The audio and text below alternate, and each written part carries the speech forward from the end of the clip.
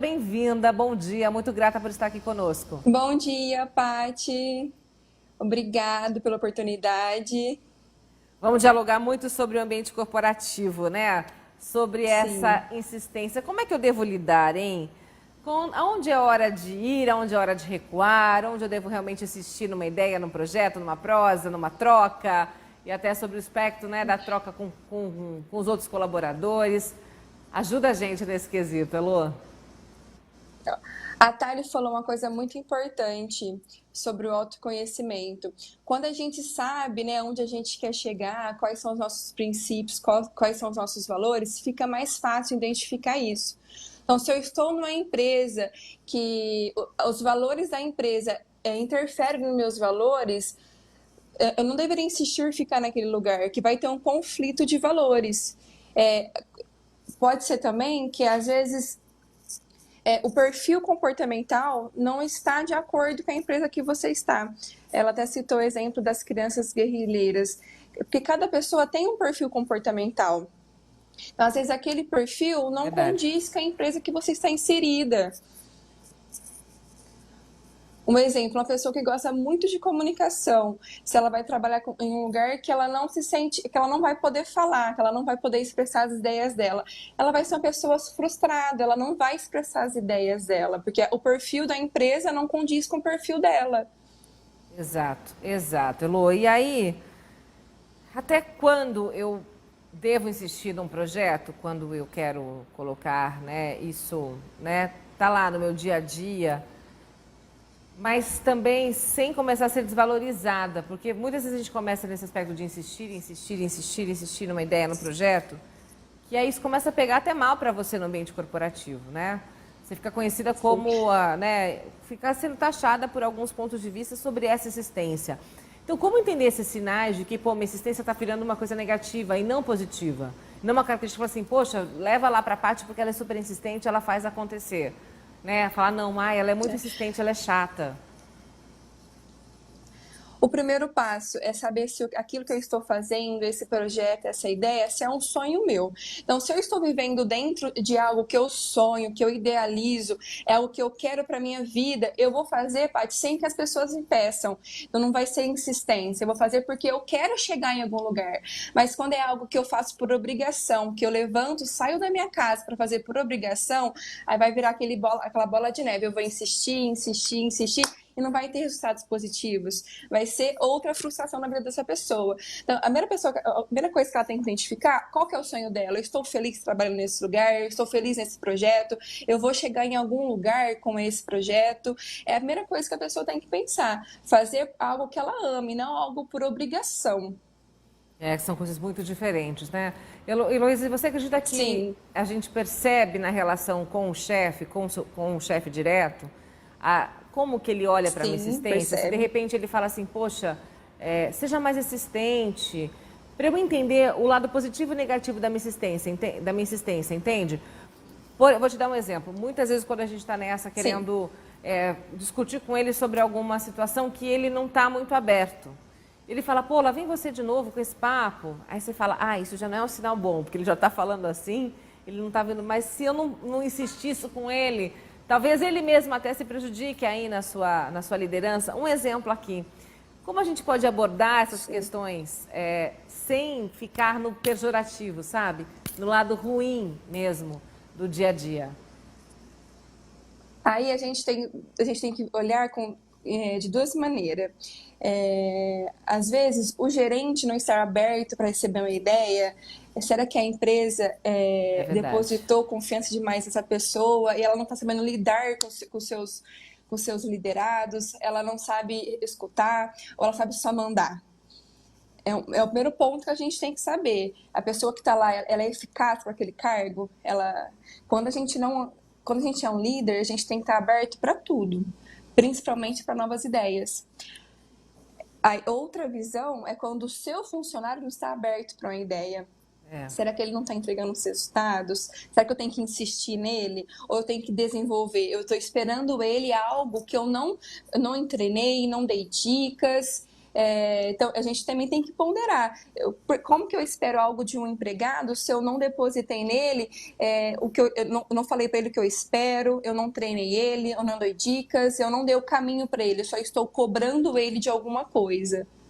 Muito bem, muito bem. E como eu posso também entender o limite da minha insistência com relação no ponto de vista de falar, poxa, eu estou insistindo demais nesse trabalho, nessa vaga, está na hora de eu procurar outro caminho, está na hora de eu fazer outra coisa. Eu queria muito que você desse esse toque, né? Porque muitas vezes a gente também insiste naquela empresa, naquele lugar, naquele ambiente, com aquelas pessoas e isso não está nos levando a nada.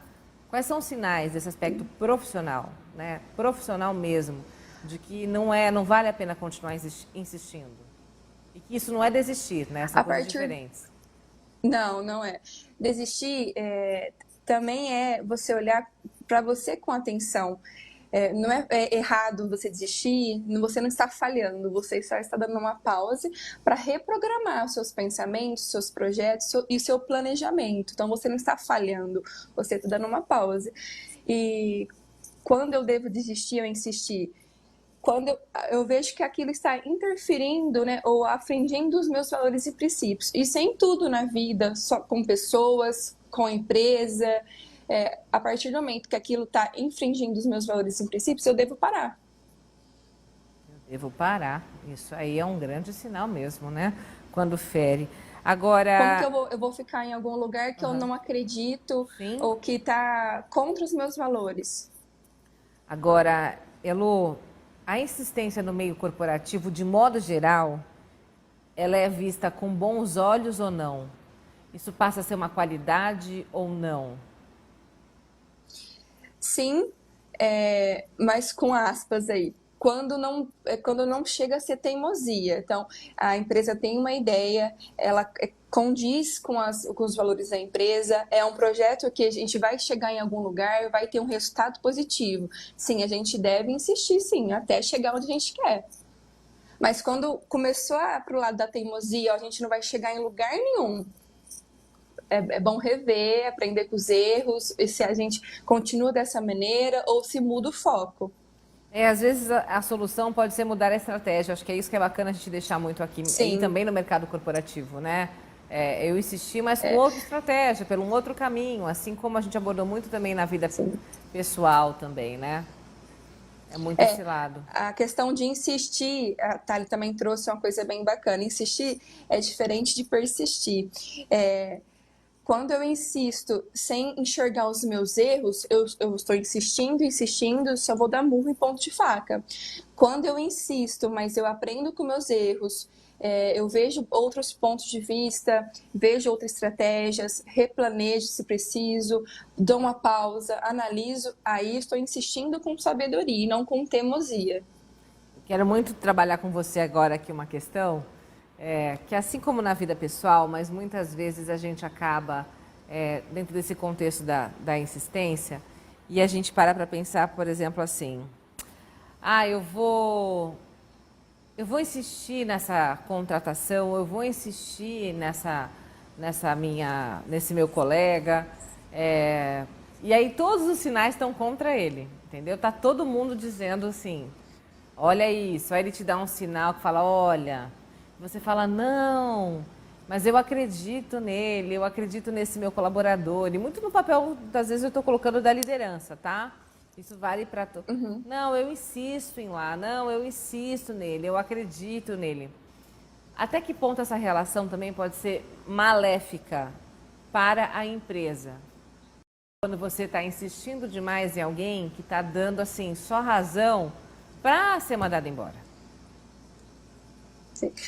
No mundo corporativo, quando a pessoa não está entregando mais resultados, ela não está se comprometendo, ela já não está se relacionando bem com a equipe, eu indicaria o desligamento. Por quê?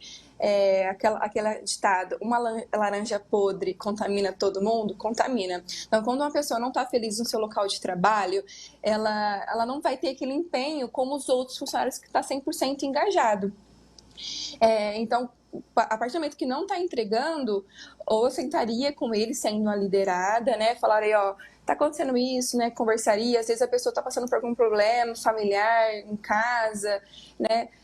Entenderia o motivo e se realmente não for aquilo que ele está buscando da nossa empresa, eu desligaria. Aí os sinais dados, né? Heloísa, muito grata por você estar conosco nessa manhã, nos ajudar muito nesse aspecto profissional sobre Obrigada Paty, pelo convite. Viu? Volte mais. Muito obrigada, boa semana e bom resto do programa para vocês. Obrigada, gratidão para você também, viu, Heloísa? Muito bom esse olhar da Elo também, né? Agora vamos chamar essa queridaça que a gente adora.